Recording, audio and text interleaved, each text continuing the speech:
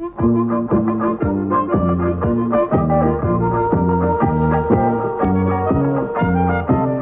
all over the countryside, ask the Leylands, ask the Leylands. Travel all over the countryside, ask the Leyland brothers. Whatever it is that you want to see, ask the Leylands, ask the Leylands. No matter whatever that happens to be, ask the Leyland brothers. Come on, be in it and join in the fun. Travel all over Australia.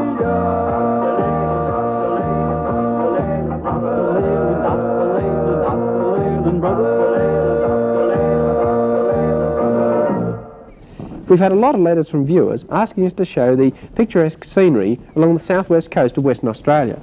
We're going to start off here at Albany, then travel from Albany to Denmark, then across to Walpole. But first we're going to start in Albany, see some of the history there, then the Natural Arch, across to Denmark, and finish up in the Valley of the Giants, not far from Walpole.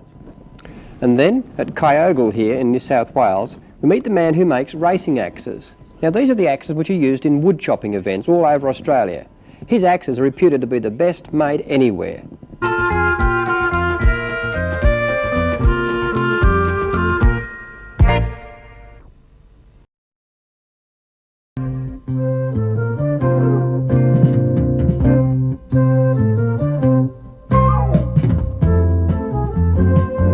We've had numerous requests asking to see the south coast of Western Australia, particularly the area between Albany and Walpole. This letter is typical. It comes from signaller B.R. Henville with the School of Signals in Watsonia Barracks in Victoria. I'm writing in a plea to you to show the people of Australia the beauty of southwestern coast of Western Australia. The places I mean are Two People's Bay, Natural Bridge, The Gap, Dog Rock and other interesting places in the area. To answer this letter and the many others who wrote in to ask the Leyland brothers to show this area, we're going to travel along the South Coast Highway and visit some of the more interesting spots. We'll start here in Two People's Bay, where the scenery is dominated by giant boulders, and end at the Valley of the Giant Trees, 150 kilometres from here. Two People's Bay was named because of a historic meeting between the French and English here in the early 19th century. Little has changed since that time. It has been declared a flora and fauna reserve because the giant grey granite boulders and low dense scrub hide the extremely rare noisy scrub bird, thought to be extinct until it was rediscovered here in 1961.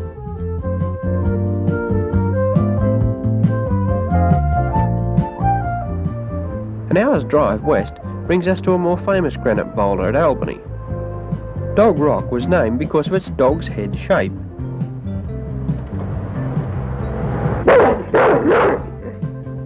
Our dog Chloe thinks it looks the part anyway.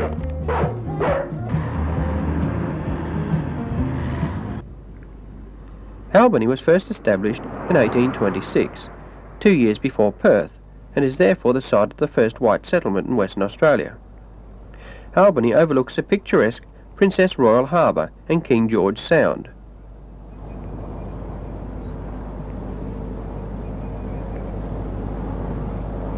The Amity was the ship that brought the first settlers to Western Australia.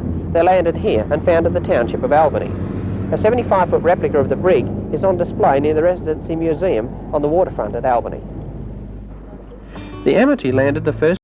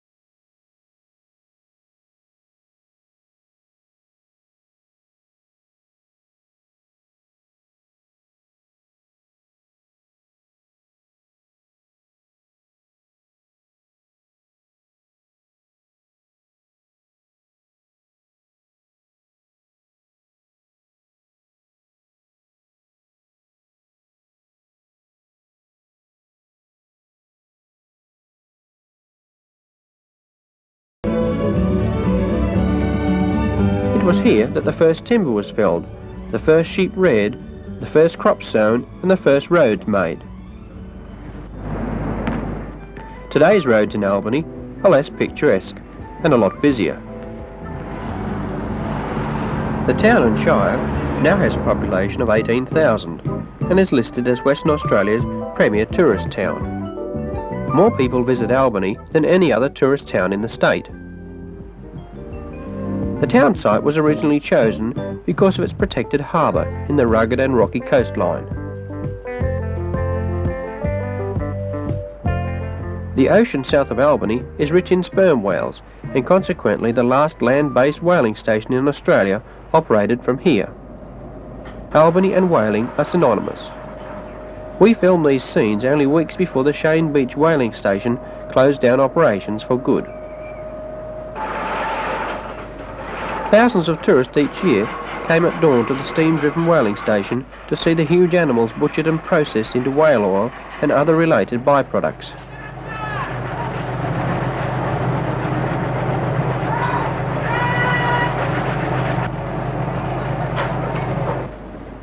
The seagulls will have to look elsewhere for a feed now.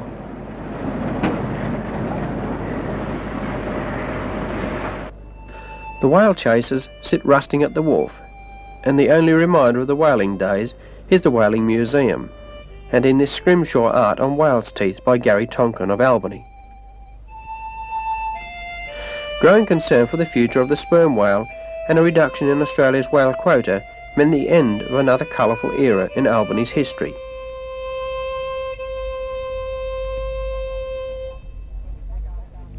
We'll be back after this break to continue our journey along the South Coast Highway.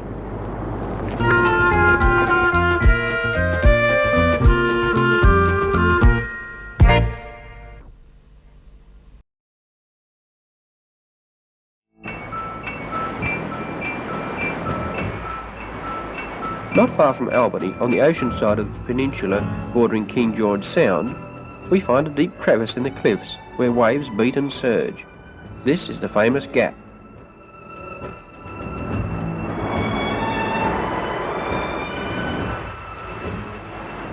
A short walk from the awesome Gap is the Natural Bridge. This massive arch is solid granite. Imagine the millions of waves it must have taken to beat out and slowly, ever so slowly, erode the hole under the arch. This would have to be the most photographed natural phenomena on the southwest coast.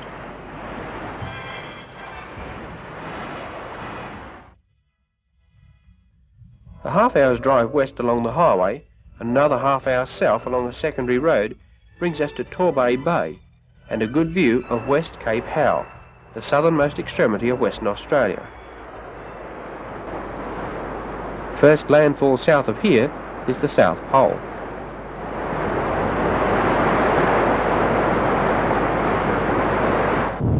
Another half-hour's drive west along the South Coast Highway gives us the opportunity to answer some more requests. We've had a number of letters asking to see the small township of Denmark, particularly from immigrants from the country of Denmark. We have a letter here from Mrs. E. Fenson of Osborne in South Australia. She wrote to say she is Danish and would love to see Australia's Denmark and wondered how it got its name. Well, Mrs. Fenson, we're going to have a look at Denmark, Western Australia for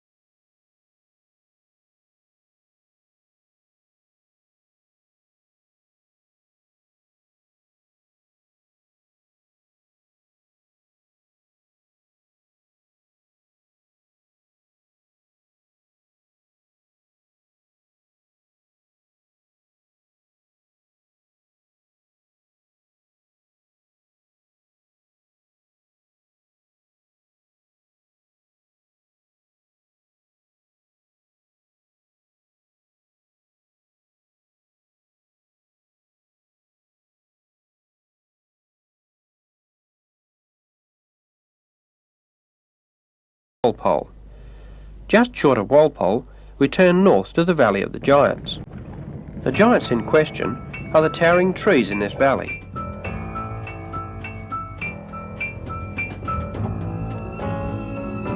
The magnificent karri trees of the southwest are well represented here.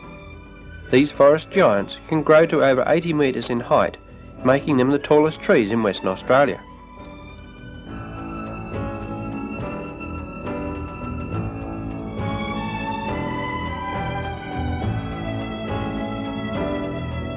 The other giants in the Valley of the Giants are the rare tingle trees, once cut for timber but now conserved because of their rarity and scenic interest. The karri and tingle trees are both members of the eucalyptus family. This tingle tree is often photographed with a small car inside its trunk. A fire has badly burnt this magnificent old tree, and a neighbouring tree of similar proportions recently crashed to the ground during a storm after it had been weakened by fire.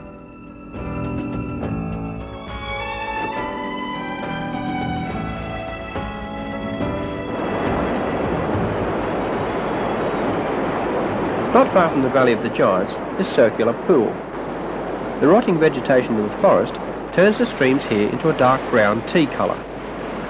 After the water cascades over rocks, it froths up like a giant washing machine full of soap suds.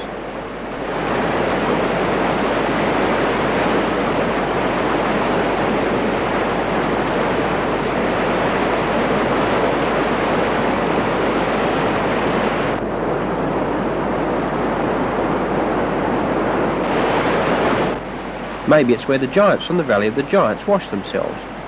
Kerry and Dawn think it's a fun place to play. We leave the mighty forest giants and drive to the coast near Walpole to end our look at the southwest coast. I think you will agree the south coast of Western Australia is a land rich in natural beauty.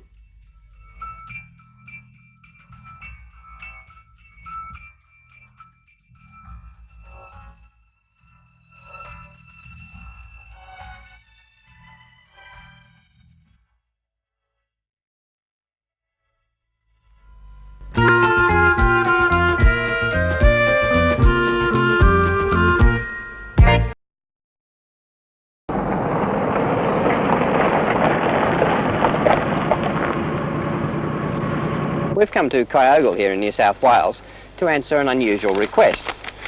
This letter comes from Geoffrey Parish, Reverend Geoffrey Parish from Fairlight in New South Wales, and he says, could you please visit Kyogle to call on Clive McIntosh, who makes racing axes, that is, axes which are used by axemen at the shows for wood chopping contests. I understand that he's one of the few men in the world, and possibly the only man in Australia, who does this. Well, to look into that story, we're going to meet Clive McIntosh, and he lives in the house just here. McIntosh axes are world famous and are all hand ground in a small workshop under his house. The heads are cast in a Sydney foundry using special steel. Clive has been an axeman most of his life, as he explains. Well, my father was a champion axeman before me, and needless to say, because I was pretty large, he started me off at a fairly early age to compete in the ring in the wood chopping competitions. As a matter of fact, I was 14 when I won the first competition, and although father could use an axe, he wasn't what you'd call a real expert at getting them ready. I could see that it was something that went in with part and parcel of axemanship, so at that, even way back then, I started to grind my own axes. This is the stage I bring the axe up when I come up from the foundry in Sydney. I go down there and they cast the head for me. It is an axe made of special carbon steels. It has a lot of alloys in it to refine the grain structure and for stiffness in the blade, so that in the impact on hitting the wood, the blade doesn't distort, and that is one of the reasons our axes are held in such high regard.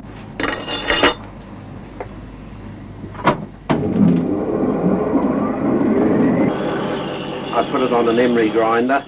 It travels at a pretty high speed. It is made specially for grinding axes, where I grind all the rough part of it. I do the outline to make the proper outline of the axe. I do all the rough grinding and more or less shape the axe up to this stage.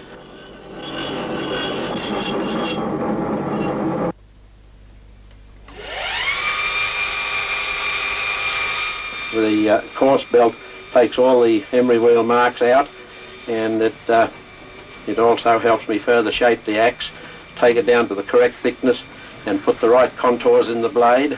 From then on, of course, it's only just plain straight out polish finishing. The finer the belt, of course, the finer the finish.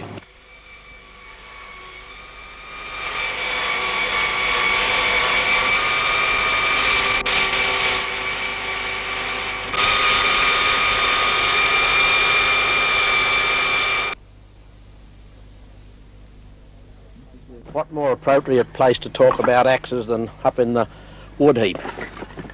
These are the finished axes, of course, that I've been manufacturing and making underneath in my little workshop. This particular type is a wide axe that goes down to Victoria for the softer woods. This one is a even bigger, softer one, a bigger axe that goes to Tasmania. A lot of these are used over in their soft timbers over there, particularly in their smaller blocks. This one here is a particular type of grind that is used in Tasmania a lot. You'll notice the cutaway heel at the back. The axemen claim that it takes a little bit of weight off the axe, and it also throws most of the weight of the axe onto the front of the axe. Now this is a finished racing axe. It just has a rough head finish, and it's a wide blade axe that's used in Tasmania. Now how this differs from an axe you'd buy in a store is, first of all, the shape of it, and the steel, which is a fine grained steel, totally different to the axe you would buy in a shop. And then of course ultimately is the grind. That's the different part. These axes finish up very sharp. There's no trouble at all to take a little bit of hair off your arm, no trouble at all. They're razor sharp. They've got to be to penetrate the wood.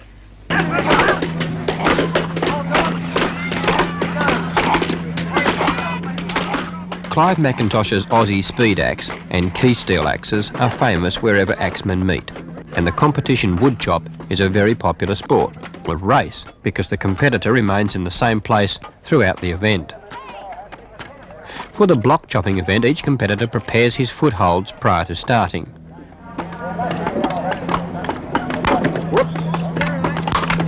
You're used to that too.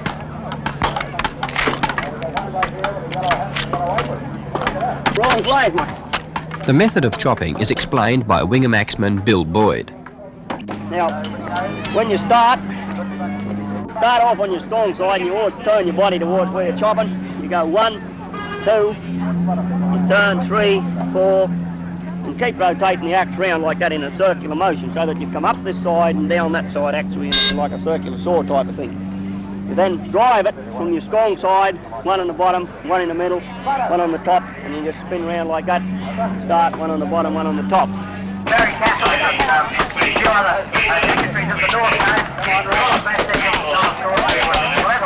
One of the most important things in axes is that the axe comes out. Anybody can drive it in, but you might have seen today that some fellows drive it in and it stays there. It takes more effort to pull it out than what it does to put it in. You've got to pull it out, it takes away the energy of 2 or 3 drive-in hits, so it's very important. Your axe plays a big part in your job, and if you can pick a particular type of axe for a particular type of timber, that's a lot to do with being a professional wood chopper. The professional carries a variety of axes to these events, each with a special characteristic suited to a particular type of wood. The last thing before starting is to finely sharpen the blade, ready for action. Let's watch the style which puts Bill Boyd among the top axemen in the country with a 30-second handicap. 30, 31, 32, 33, 34, 39.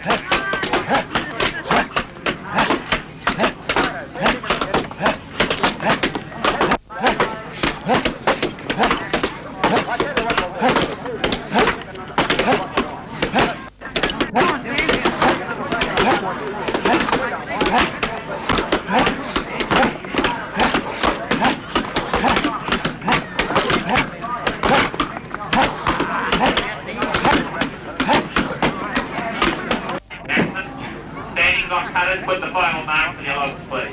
Right, here we go. What's your number coming up?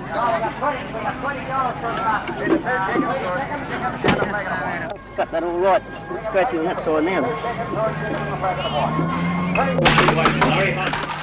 Wood chopping is part of the Australian tradition, but as we now know, there's more to chopping through these logs than mere muscle. The axe plays a big part in winning too, and many a winner owes something to Clive McIntosh's hand-ground racing axes.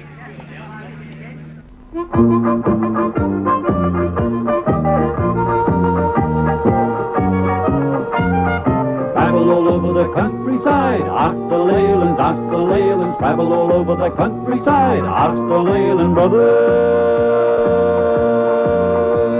Whatever it is that you want to see, ask the Leylands, no matter whatever that happens to be, ask the Leyland brothers.